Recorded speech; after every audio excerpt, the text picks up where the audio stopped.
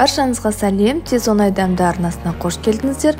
Бүгін қарбыздан осындай керемет дәмді тосап дайындаймыз. Осы тосапты дайындау үшін кәдімгі қарбыздың қабығын пайдаланатын боламыз. Алдымен қарбыздың ең сыртқы жасыл қабығын тазалап алып тастаймыз. Сосын видеода көрсетілгендей оны кішірек бөлшектерге бөліп турап, оған 2 шай қасық ас содасын қосамыз. Енді қарбыздың беті толық жабылғанша суық су құйып бетіне дейін оны араластырып қоямыз. Қарбызымыз осындай ас содасы салынған суда 5 сағат тұруы қажет. Менде жалпы 2 килограмм қарбыз қабығы шықты. Қарбыз 5 сағат бойы сода қосылған суда тұрды, оны суын төгіп, жақсылап жуып шайқап алдым. Енді шарбат дайындаймыз.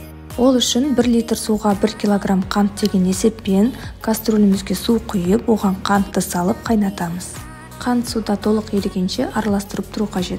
Менде 2 килограмм қарбыз қабығына 2 литр су және 2 килограмм қант кетті.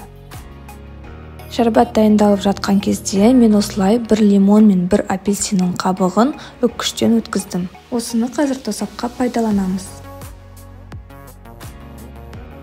Мінекей менде шарбат қайнады, енді оны видеода көрсетілгендей қарбыз қабықтарының үстінен құямыз.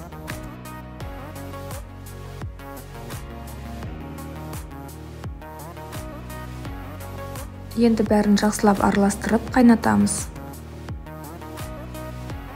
Тосап қайнаған соң дайындап қойған лимон және апельсин қабығын қосып, барлығын араластырамыз.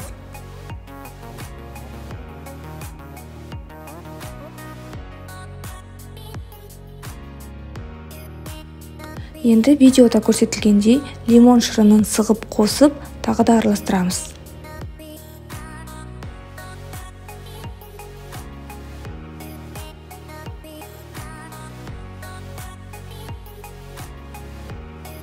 Тосапқа қажетті заттардың барлығын қосып, қайнатып болған соң, оны пештен аламыз.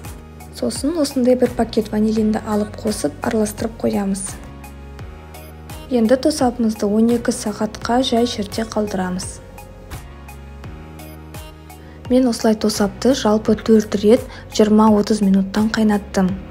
Әр қайнатқан сайын тосапты толық суытып отырып 12 сағатқа қалдырып отырамыз.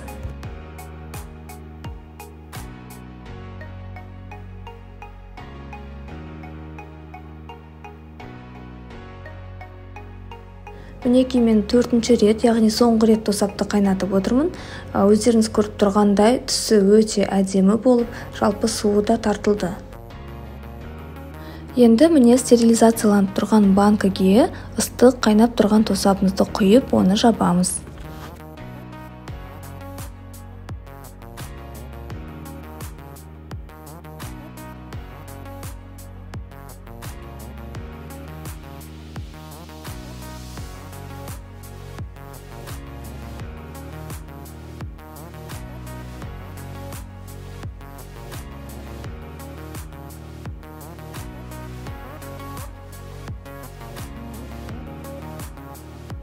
Мінекей қарбыз қабығынан жасалған тосап дайын.